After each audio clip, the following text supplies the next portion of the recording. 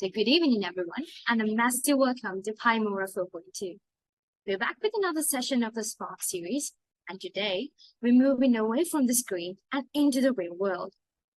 We aren't just writing code today. We're learning how to make that code move things, sense things, and bridge that gap between software and hardware using the Raspberry Pi. Whether you are here to build the next big IoT startup or just want to make a robot that fits your copy, you're in the right place. So it is my absolute pleasure to introduce our speaker today, Kavishka Jayakody, an undergraduate at the University of Murder at the Department of Electronic and Telecommunication Engineering, who is here to take us into the world of Raspberry Pi and hardware innovation. Kavishka, we're excited to have you with us, so you can take it away.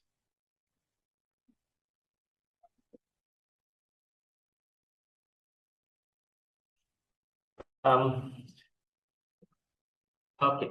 Hi. Can you hear me? Yes, we can hear you clearly. Okay. So, in today's context, we are going. I'll introduce myself.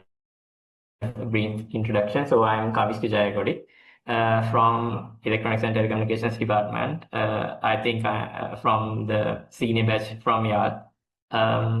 And currently, I'm doing the intern at Paracom Technologies. That's about me. Okay, so today we are going to get a brief understanding and a know-how to set up the hardware interfaces of the Raspberry Pi. So coming to the Raspberry Pi, as you all know, it's a single board computer, and why is the Raspberry Pi so important to us as undergraduates as well as electronics and telecommunications students? Let me share my screen.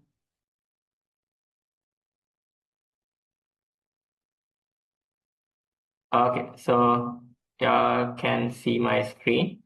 Okay. So why is the Raspberry Pi so important for electronics and telecommunications students? The Raspberry Pi is not just a computer that does the processing and does only the software things that we do with our normal laptops and those things. The Raspberry Pi, the main difference is it has a GPIO interface.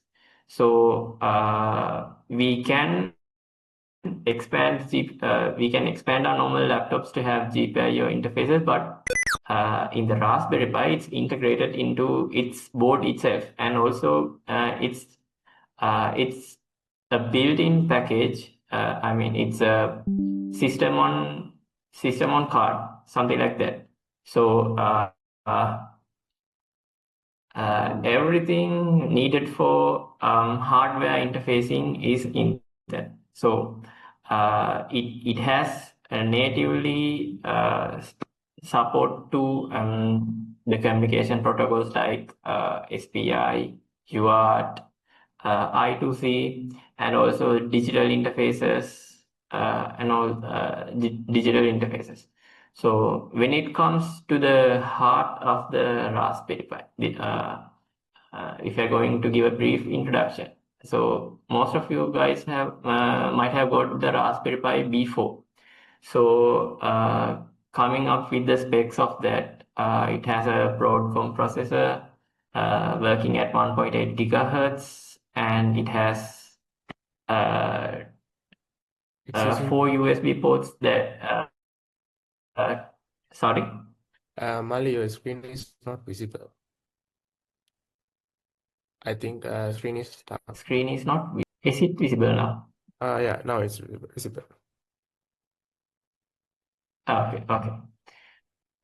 So what I was going through was those things. It didn't need the slides also as it. So I told about the processor working at 1.8 gigahertz. So it has 4 USB ports with 2 supporting USB 3.0 and 2 supporting USB 2.0. And also it has the built-in capability to have support to a camera, the PiCam, and it takes power from a 5 volt USB-C port. So coming up with the external appearances, uh,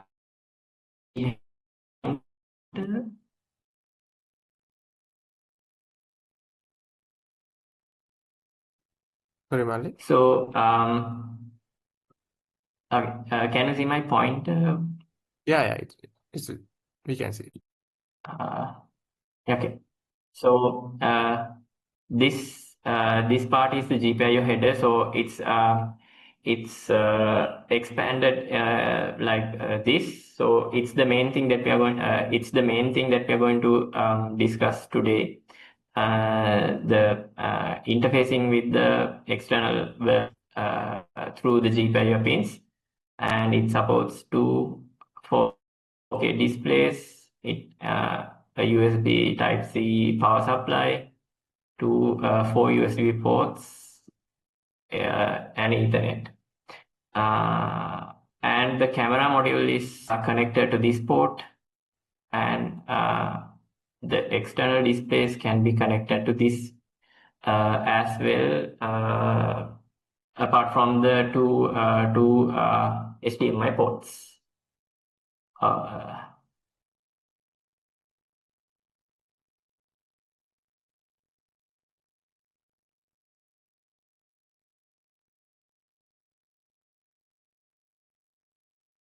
And then you might have gone through the first boot of the Raspberry Pi.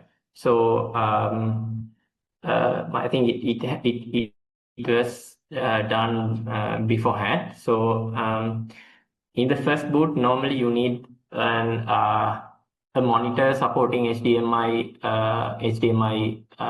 and a USB keyboard and a mouse. So it's very much essential for the first boot up to set up the credentials and the dates, times, and all those things that we are going to do when we are booting up an OS first, and later we can configure the Raspberry Pi to work with remote displays, or else we can have network displays, and we can control it remotely. So we can do that also with the config files, but I'm going to tell. Okay. So I'm going to tell an easy way for that. So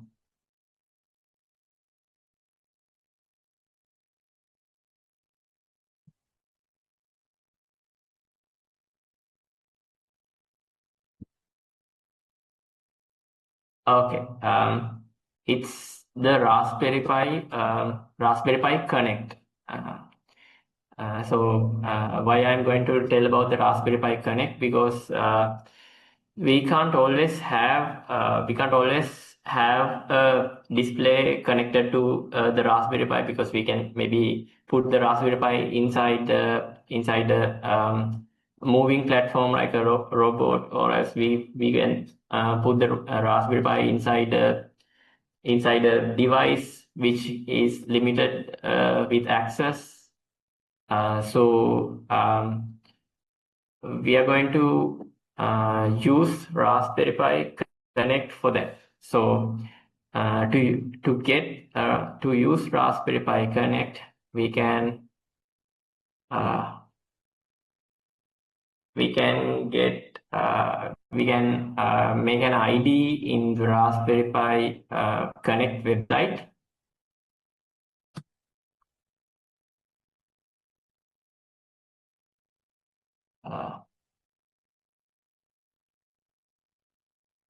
and yes, this is the Raspberry Pi Connect website. So we can sign in. So I previously made an account with the Raspberry Pi Connect. So what you got to do is first make an ID, an account with the Raspberry Pi Connect website. So it just needs your email and a password, and that's it. So with this, we can connect to the display of the Raspberry Pi. So I have set up the Raspberry Pi with this.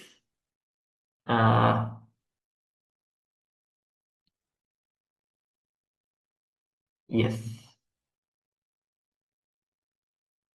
So can you see Google and the Raspberry Pi symbol and the Raspberry Pi desktop interface? I think you can see that. Hello. Yes, Yeah. yes. Screen share is not visible.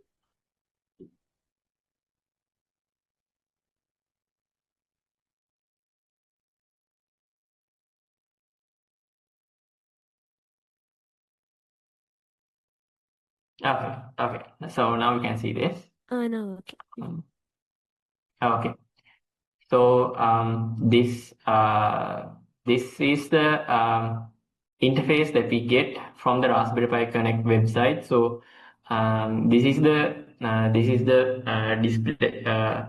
This is the display output of the Raspberry Pi that I'm using right now. So this is the web view, and also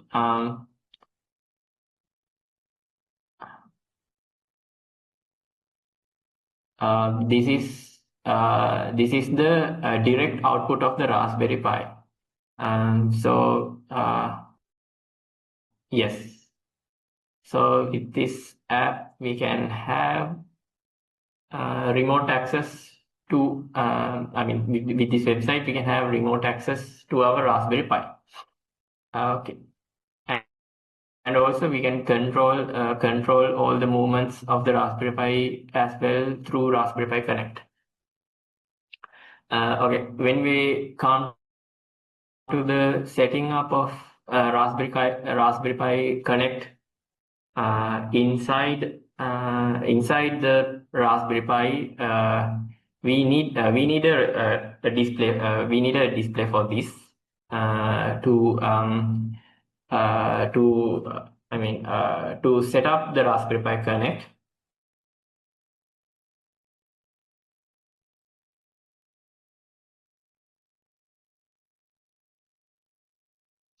So there's a I think a special command to get this Raspberry Pi Connect.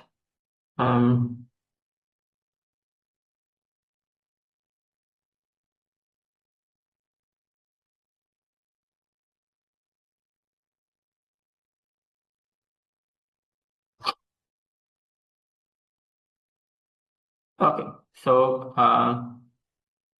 enabling Raspberry Pi Connect with the Raspberry Pi. So this is my interface of the Raspberry Pi. It's sudo apt update. Sudo apt install Raspberry Pi Connect.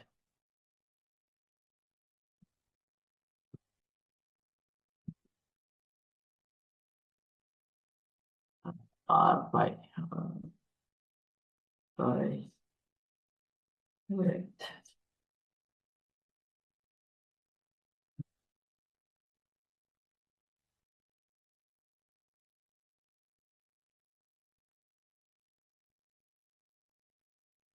Okay, so I have previously installed this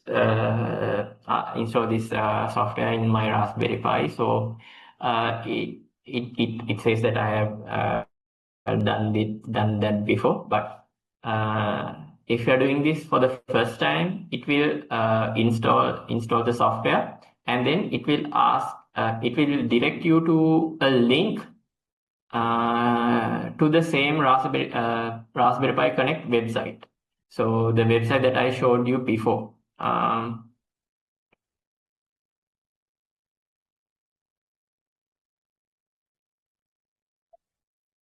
This one.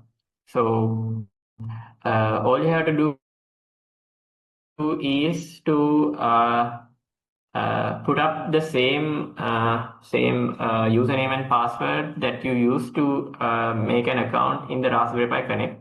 So after doing that, it will start to advertise that your Raspberry Pi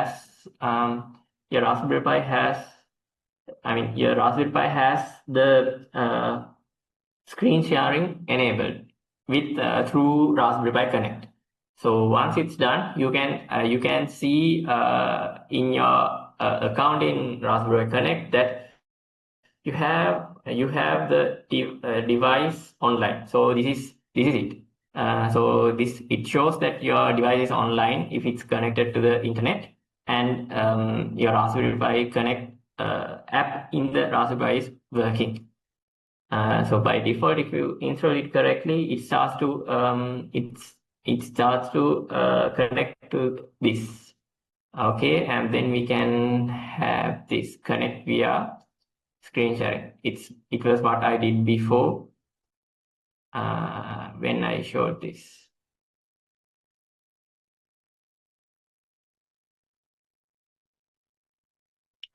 Okay, so the same thing that I showed you before. Okay, that's about setting up Raspberry Pi Connect. It's the easiest way to have a remote desktop kind of application in Raspberry Pi. So we can also have the VNCs or as forwardings, network forwardings like X11 and those kinds of things. So those are a bit demanding because you have to get the IP addresses, configure the network, and all those things. So this Raspberry Pi Connect application does all those things for you, and it's a very easy and clean setup. Okay, so are there any questions on that?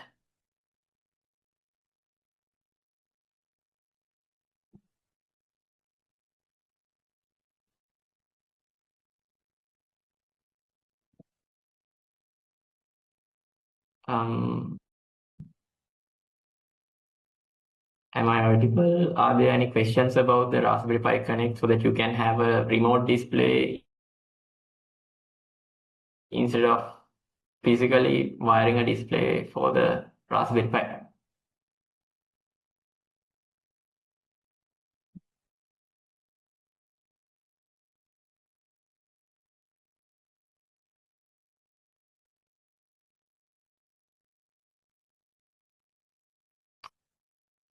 Hello, am I audible? Yes, Mali, audible. Okay. So I think there are no questions on setting up the Raspberry Pi Connect for a remote display. And let's move on with the next part. So after setting up a remote display, it's easier for you to work with. And then I'm going to take you through setting up the GPIO interface. So as today's session is based on the hardware interfacing with the Raspberry Pi. The GPIO interface is the main thing that we are going to discuss today. So the Raspberry Pi 4B and also the newest and old Raspberry Pi also work only with the digital domain. So it's not going to get analog inputs or give out analog outputs. So it's capable of doing PWM outputs, but it's not going to be a true digital output with a DAC. So it doesn't have ADCs or DACs in its GPIO bank. And also another thing, all these GPIO pins work on 3.3 volt logic. So it's not good for it's not good to use 5 volt logics with these pins. And if you're going to have 5 volt logics, you can have logic level shifters, or else you can use resistors or resistor dividers to give inputs to the Raspberry Pi GPIO bank. Okay.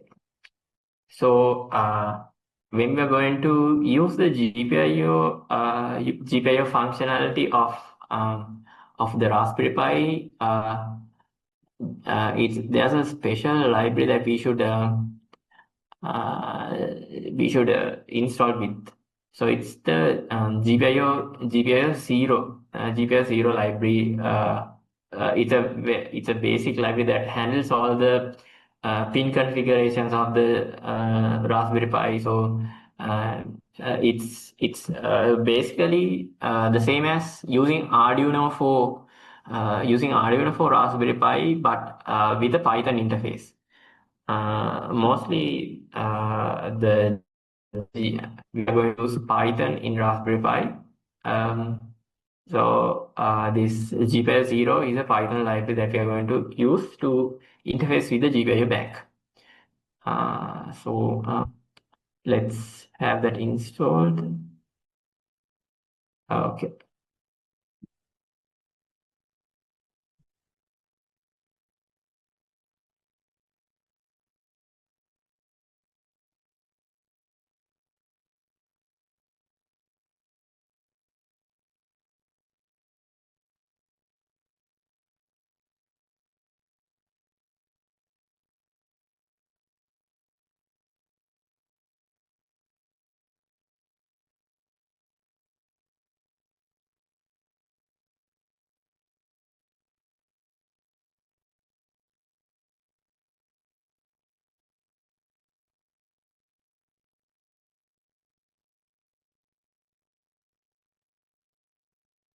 Okay, so I've previously installed the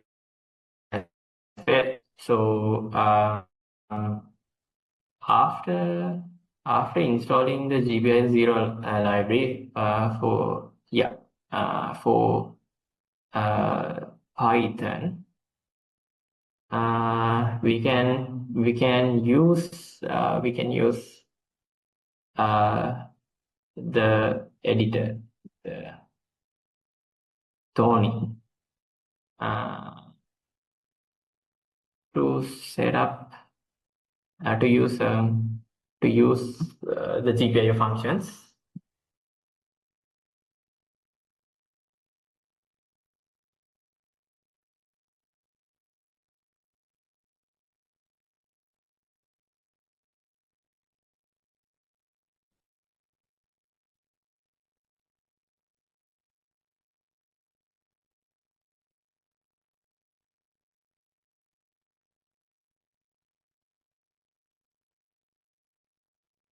Okay. Okay. So this is the interface of the Tony. It's like an IDE for Python in Raspberry Pi. Okay. So this is a simple code that uses the GPIO 0 library. Uh, I have I have I have set up my Raspberry Pi uh, to have mm, a switch.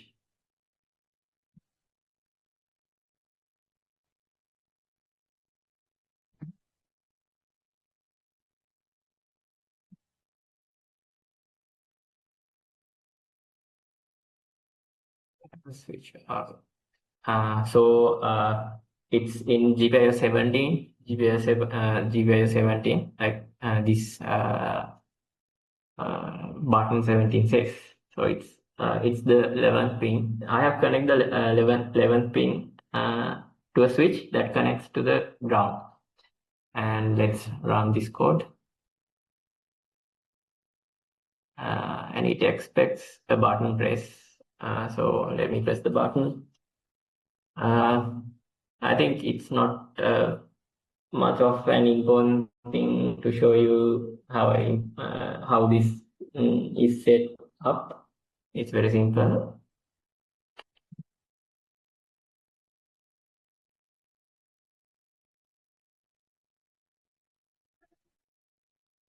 So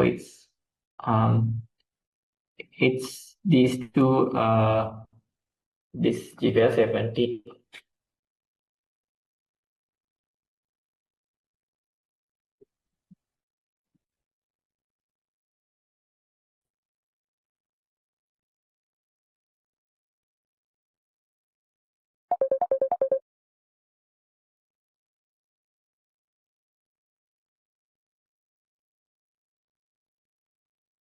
Yes. So when I'm pressing it, it says that I pressed the button. So it's the same as the things we are doing with the microcontrollers, right? So it's nothing of a very complicated thing. It's the same as what we are doing with an Arduino. In the like this is like the void setup. So it sets up the button, and then this is like the void loop.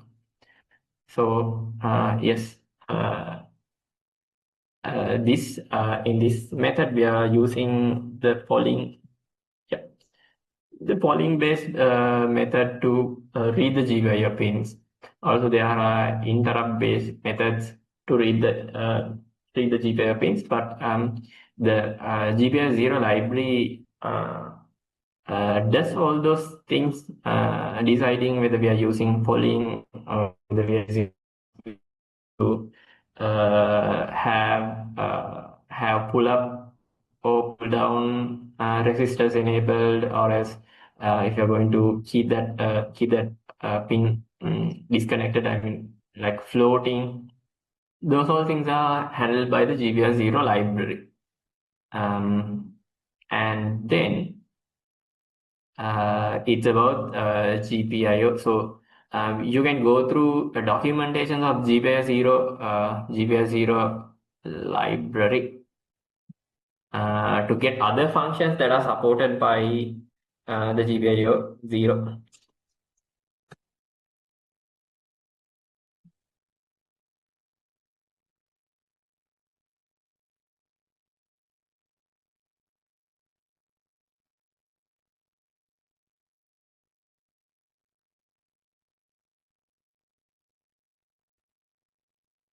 Okay, so they have given some example codes to try out. So previously in the example, I used the GPIOs as in an input, and also you can configure GPIOs as outputs also, and also you can use the same pin as inputs or outputs, and the configurations of the input, whether it's an input or whether it's an output, is done also by the library itself.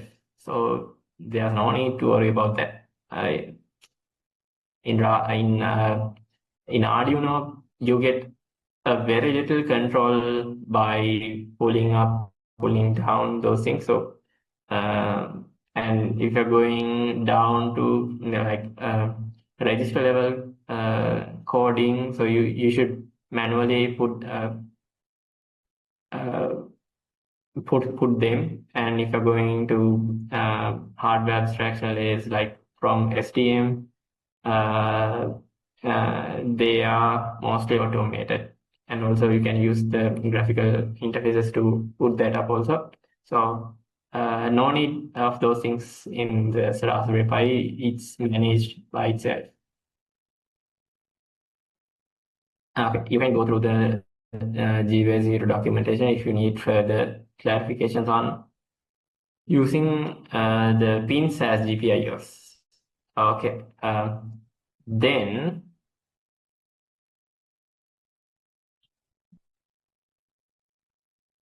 we are going to look at I2C. So not only the inputs and outputs, we can support communication protocols implemented in hardware through the Raspberry Pi. So if you are going to use a laptop, you don't get the luxury of having an I2C interface or a UART interface or a SPI interface natively built into that laptop. So you should have a converter that does that job, converting.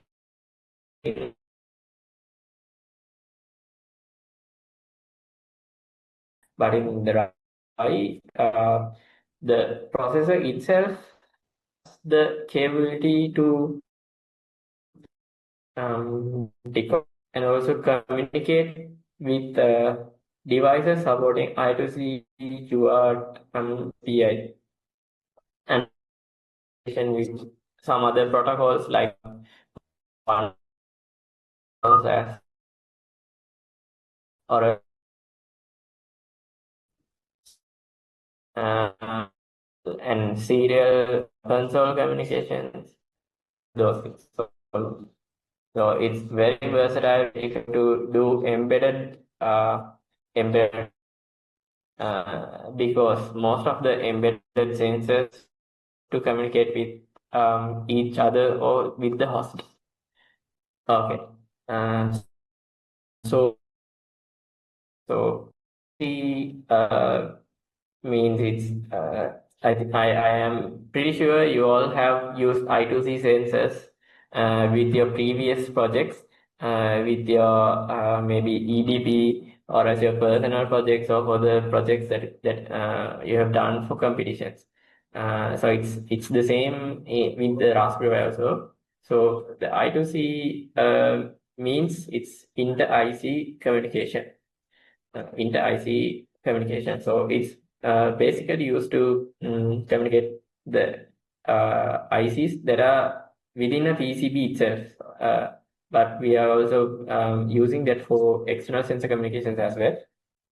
So it consists of mainly two wires and another wire to connect the grounds. So it's SDA, SCL, serial data out, serial clock. It's a one to it's a many to many kind of communication. So many sensors can be connected into the same SDA and SCL buses, and by addresses you can talk to individual sensors.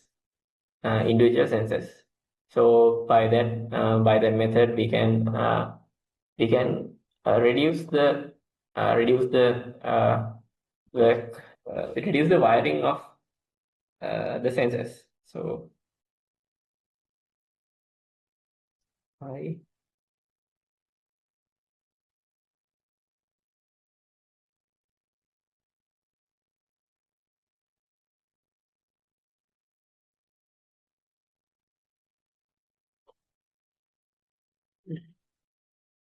okay.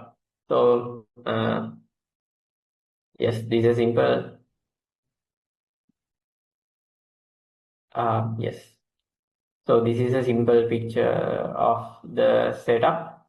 You have the I2C bus. It has SDA, SCL, and masters. In this case, there are two masters and the slaves. So this master initiates communication, requesting requesting data from the slaves, and the slaves respond with the requested data. Okay.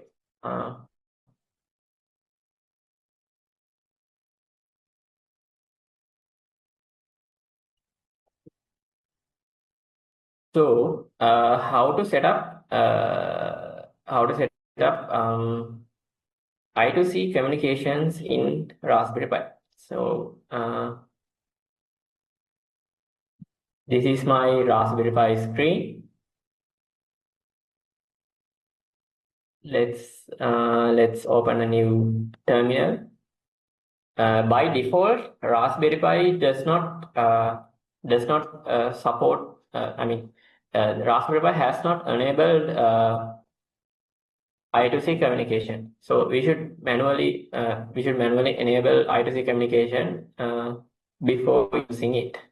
So we should go to Raspberry config folder. Raspberry config.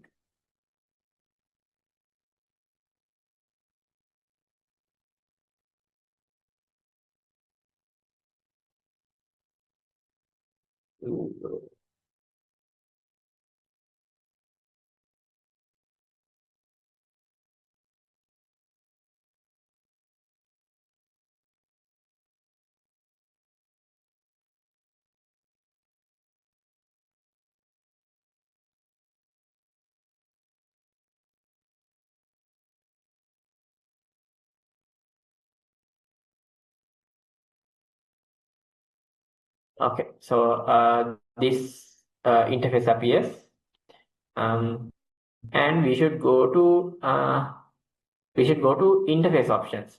So when we go to interface options, it shows all the interfacing protocols which is supported by Raspberry Pi hardware. So it shows SSH. Secure shell communications. So secure shell is also something that we are using for remote logins and remote access for the Raspberry Pi. And this RPi Connect. So RPi Connect is the first thing that I introduced you today for remote access for the Raspberry Pi. And I think it's the easiest way to have the remote access. So then we have VNC. It's also the same like Raspberry Pi Connect, but a bit work has to be done to enable that, like having the IP addresses and those things. And then we have SPI, I2C, serial port, one wire, and remote GPIO. So from that, we are going to I2C,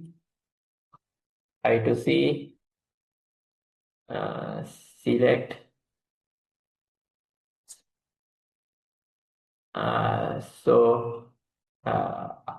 It asks whether you need to enable it. So I say yes, I did this before, so it is in the yes option. Okay. If you need, you can enable other interfaces as well. So for now, I'm not doing anything.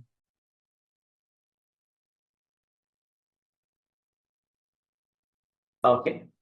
So with the I2C interface enabled, next we can scan the I2C bus to detect any devices connected to the I2C bus. So let me show you my setup.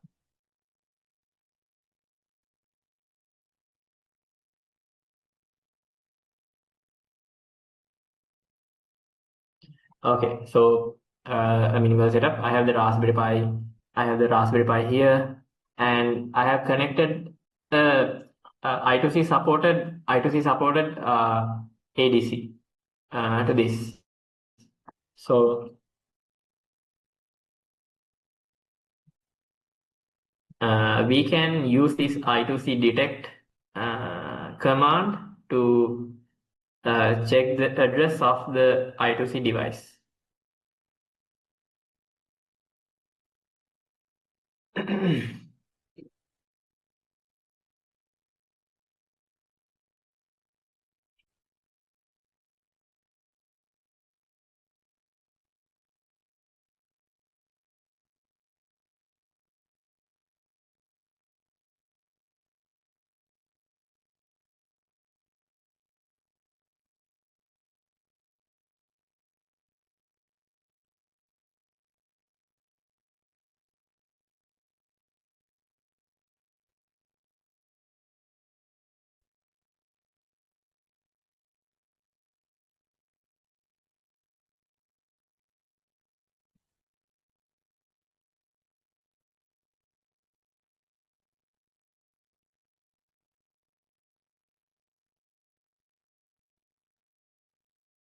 Okay, so after the scanning, it shows that there's so this is the address space of the I2C bus, and it shows that there's a device connected at the 48th address of the bus. So it's the address of the I2C ADC that I have used. It's a ADS 1115 module. So we can use that to show the interfacing of the ADC. So yes, I have made a simple code to have I2C communication enabled. So it needs these libraries imported, and also I had to install this Adafruit ADS1X115 library to support the communication to support the communication with the module. So there are specific modules for each of the devices that you are going to connect to the I2C bus. So if the manufacturers have made an official library, I think being specific, a Python library for interfacing with the module, you should install that. In my case, it's this library. Okay, so these are also pretty much same like the Arduino setup. So you should define the SEL SDA ports. So this board library has all those board configurations.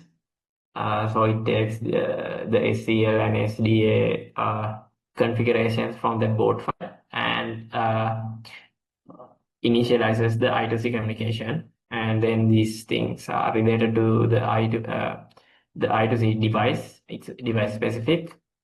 And yes, let's see.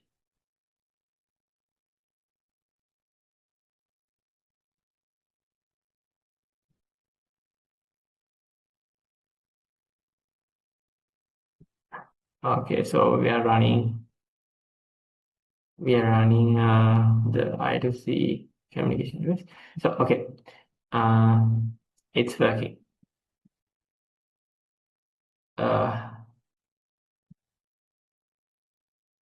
I2C communication is also a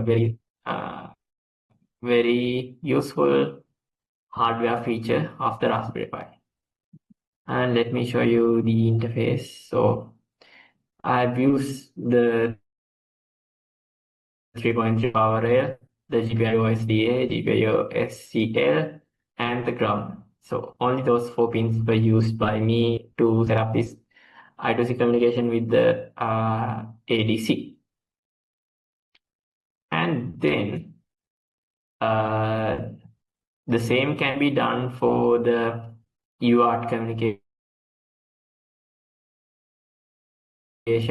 and communication. So I'm not going to take you through UART and SPI. So it's almost the same. You should go to the configurations, the interface configurations, and then enable install the necessary libraries to process the device. I mean the connecting device specific libraries, and then you can use them in Python or maybe any other language.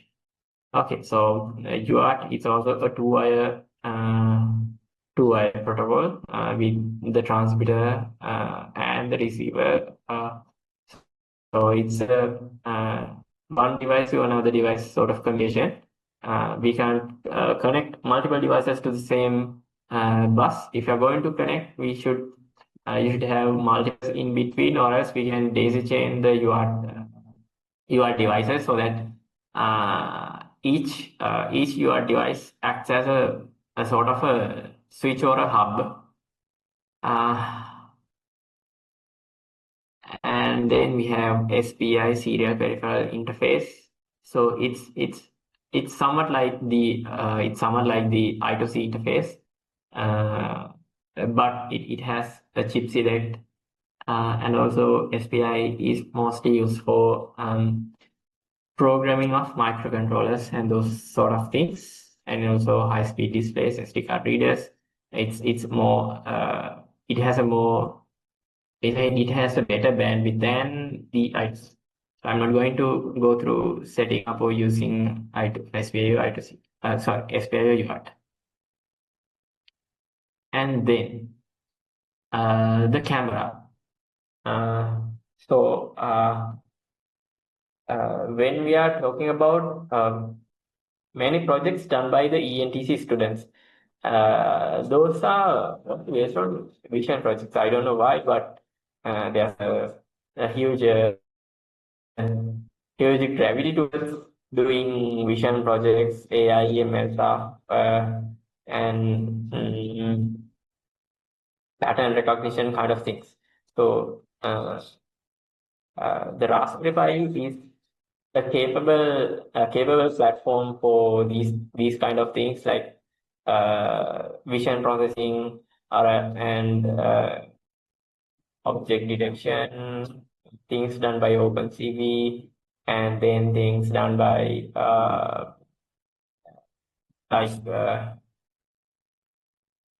machine learning models. So interfacing a camera is a must to have these kind of projects if you're going to vision related things. So I have a camera also set up fixed to the Raspberry Pi of me. So this is a PiCam. This is a PiCam with 3.5 megapixels. It's it's a not very robust camera, but it does capture pictures. It's not very clear, but it's not very fast, but it does capture pictures that can be used for things like object classification, color detection, object detection, those sort of things. And then for this also we should install libraries.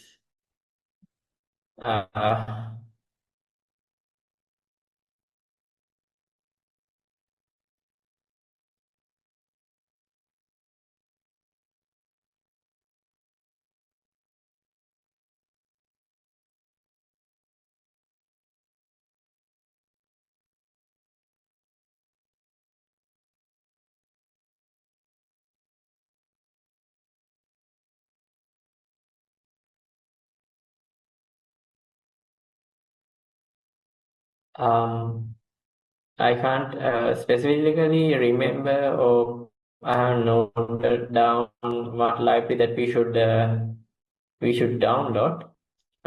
But you can search uh, with with an AI tool or else in Google to see what libraries that should be installed to use the PiCamera. And then we can list out what are the cameras available using this command.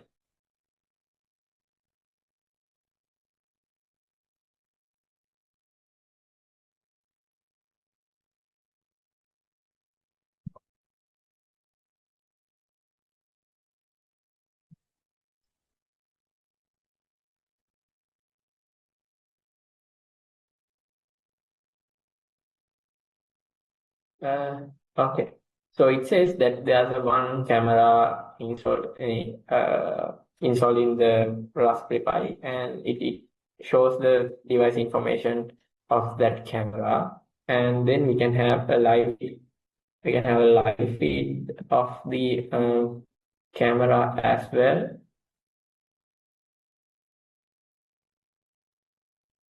or else we can have a still image captured by the camera. So let's use this command.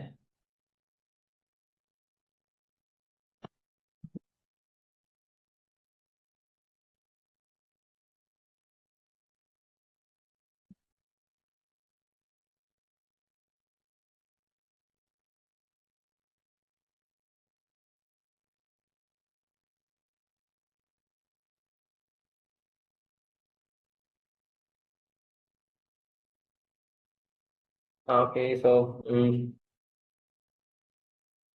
we have the camera feed, and it captured it captured the image.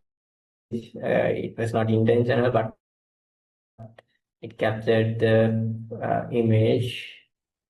I'm not sure where the image was saved, but definitely you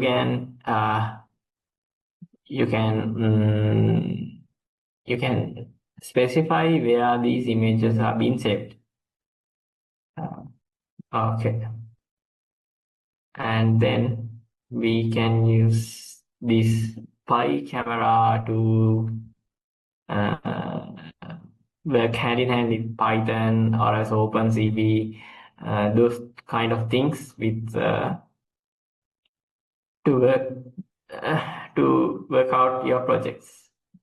So this is a simple code that I've got to have the PiCamera work, but this didn't work. It was the thing that I was watching for before the session, but I couldn't get that running. So it shows an error message. I don't know why. I should go about on that. Okay, so I think some of the hardware interfaces of the Raspberry Pi was covered. So if we get a summary of what we did today, first I did a brief introduction on the Raspberry Pi before the hardware of that, about the about what the processor is, about the peripherals it supports, about the GPIO pins, about the communication protocols, the hardware communication protocols that it supports. So after that, I took you through setting up a remote display so that you don't have to plug a monitor to the Raspberry Pi single board computer always, and you don't need the keyboard or mouse after the first OS boot. And then I briefly talked about the GPIO pins, and the usage of GPIO pins as inputs and outputs. And then I did a brief introduction to I2C communication with the Raspberry Pi, and I didn't go through, but told that you can also do UART and SPI communication in the same manner. And then a brief introduction to how to interface a camera, specifically the Raspberry Pi camera, to the Raspberry Pi board. and I didn't tell the library that is needed for the camera usage. You can search that on internet and find that library and get that installed in your Raspberry Pis. And yes, that's about everything that I have to say about the hardware interface guide. Yes. So does anyone have questions that you have to clarify